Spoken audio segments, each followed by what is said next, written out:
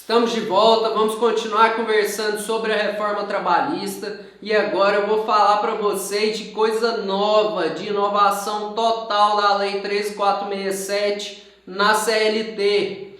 Ela trouxe uma nova figura, um novo tipo de empregado para a legislação trabalhista. Qual que é essa nova figura? Trabalho intermitente. O que constitui o trabalho intermitente? É aquele contrato de trabalho caracterizado por períodos de atividade e inatividade do empregado. É aquele trabalho que o empregador chama o empregado quando a empresa é demandada, quando ele precisa. Tudo bem? Aqui no Brasil nós costumamos chamar de freelancer, né? Aquela pessoa que faz alguns bicos, teoricamente.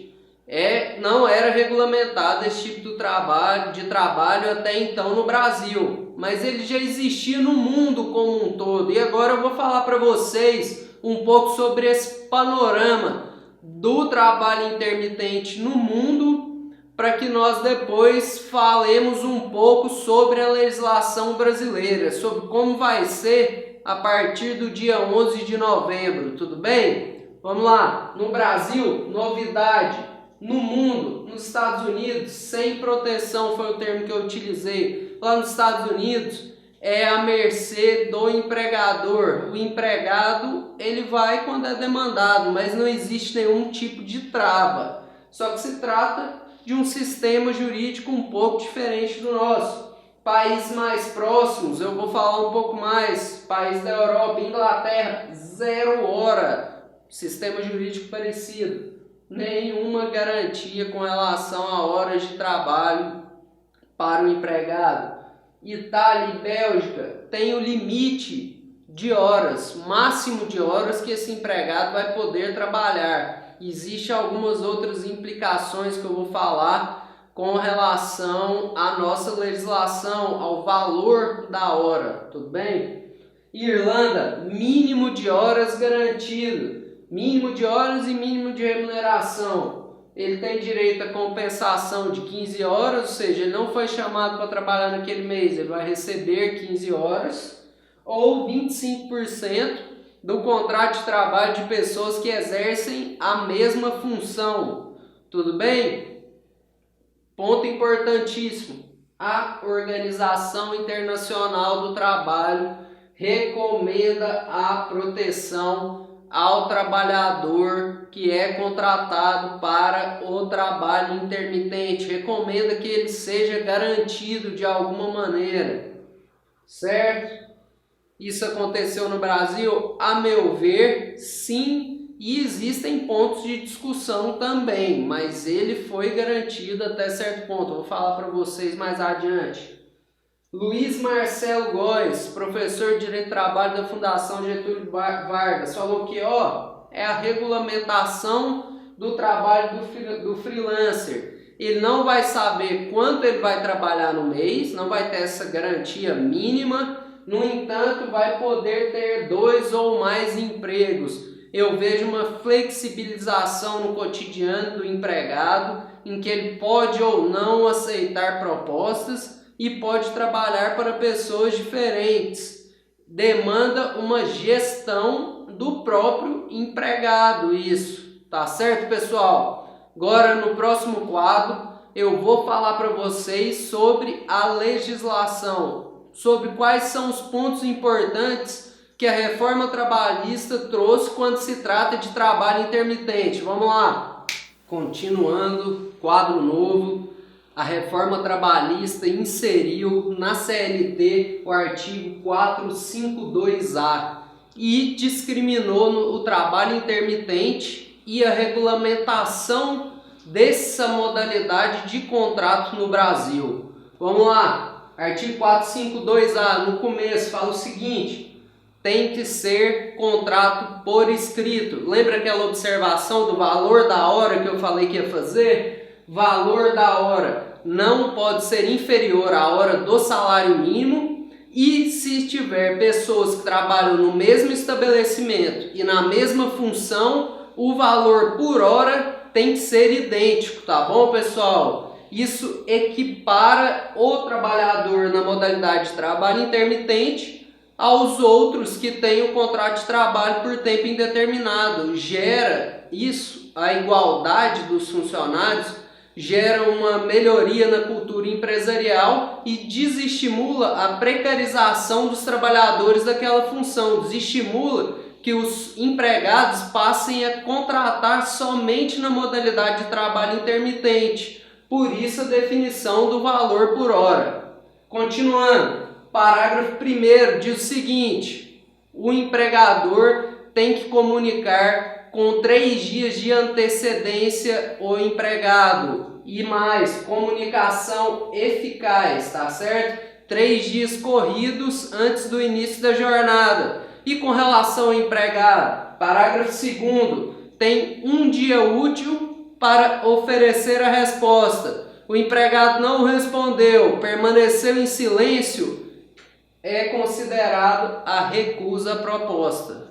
Tudo bem? Ponto importante, parágrafo 3º diz o seguinte: olha, no caso do empregado recusar a oferta do empregador, não será descaracterizada a subordinação. Isso para mim demonstrou o seguinte: relação de emprego que cumpre os requisitos do parágrafo 3º da CLT, é uma relação de emprego comum, com essa ressalva da possibilidade de escolha do empregador quando existia demanda na empresa e do empregado quando for demandado pelo empregador. Continuando, pontos importantíssimos.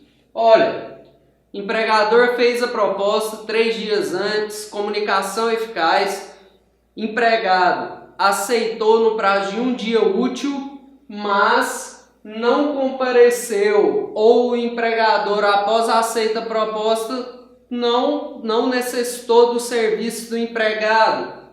No prazo de 30 dias, pagamento de 50% do valor da remuneração. Está aqui, ponto importante, que eu acredito, inclusive, que haja uma modificação na legislação. Por quê? A multa de 50% do valor da remuneração, quando o empregado descumpre a convocação, é muito alta se analisarmos proporcionalmente ao que ele ganha, a sua qualidade de vida e assim por diante. Com relação ao empregador, pagar 50% da remuneração de um empregado porque ele convocou e descumpriu a convocação, eu acho viável. Seria uma penalização justa pelo não comparecimento após a aceita convocação para o serviço. Certo? Possibilidade de modificação da multa de 50% para o empregado foi dita, mas por enquanto é isso. Aceitou a proposta, não compareceu, multa de 50% para qualquer uma das partes, pode ser empregador ou empregado. E existe a possibilidade de compensação, por isso o prazo de 30 dias. Então, aceitou a proposta, não compareceu, o empregador não precisou mais daquela demanda, vai ter 30 dias para compensar, ou no caso de não haver compensação, pagamento de 50% do valor daquele período trabalhado, né? O trabalho intermitente é aquele com período de atividade ou inatividade, seria 50% daquela convocação, porque tem que descrever a jornada na comunicação eficaz, tá certo? Continuando, parágrafo 5º, o empregado não contará este tempo de serviço como tempo à disposição do empregador. Ele poderá trabalhar para outros empregadores. É aquele momento que eu disse no quadro anterior. Ele pode ter 2 ou mais empregos. Isso possibilita que ele receba as verbas trabalhadas, né? Receba a remuneração e que possa ter um período maior de atividade ao longo do ano. Permita que ele possa gerenciar seu tempo. Muito importante para o empregado.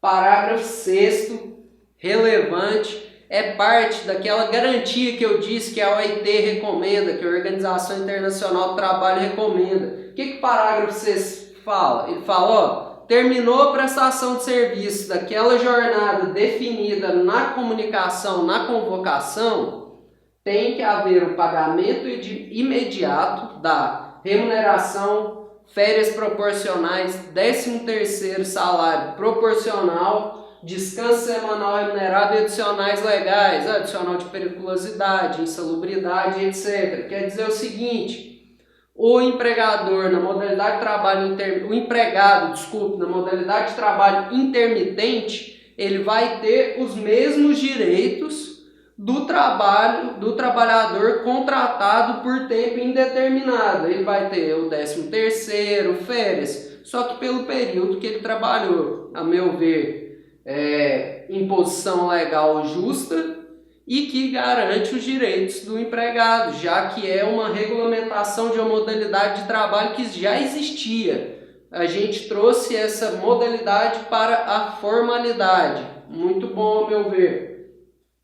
Ponto importante, olha, esse pagamento feito imediatamente após o final da prestação de serviço tem que discriminar as verbas pagas, tem que discriminar lá a remuneração, tem que discriminar as férias proporcionais e o 13º proporcional, tem que ser específico, tudo bem? Parágrafo 8º. Tem que entregar comprovante de FGTS e INSS para o empregado do trabalho intermitente. Então, ele trabalhou um período de um mês, vamos supor, tem que entregar para ele o comprovante de depósito de FGTS e de pagamento do INSS. Parágrafo 9º. Férias para o trabalhador intermitente. Ponto importante. Ele vai receber as férias todas as vezes que ele prestar serviço para aquele empregador. Só que assim que ele trabalhar 12 meses, ou seja, trabalhou em janeiro, descansou em fevereiro, trabalhou em março, não trabalhou em abril, assim que nesse período intercalado ele completar 12 meses seguidos de trabalho para esse empregador, ele vai adquirir as férias, ele não vai poder ser convocado por um período de 30 dias. Só que ele não vai receber de novo esse valor de férias, porque foi recebido a cada vez que ele trabalhou. Tudo bem, pessoal? Espero que eu tenha descrito bem trabalho intermitente para vocês. A meu ver, inovação legislativa importantíssima, tanto para o empregador quanto para o empregado. Para o empregador, porque pode aliar a demanda da sua empresa ao número de funcionários, e para o empregado, porque quando ele for prestar o trabalho por um curto período, ele vai ter os seus direitos garantidos. A legislação não falou especificamente de jornada de trabalho, é um ponto que pode ser adequado aí no futuro, a gente vai ter que esperar essa legislação, reforma trabalhista entrar em vigor, o mercado absorver, para que a gente tenha uma definição clara dessa questão. Inicialmente, acredito que limite legal da jornada de trabalho tem que ser mantido. 44 horas semanais, no máximo 2 horas extras, tudo bem? A meu ver, evolução do direito do trabalho, e nos encontramos no próximo assunto.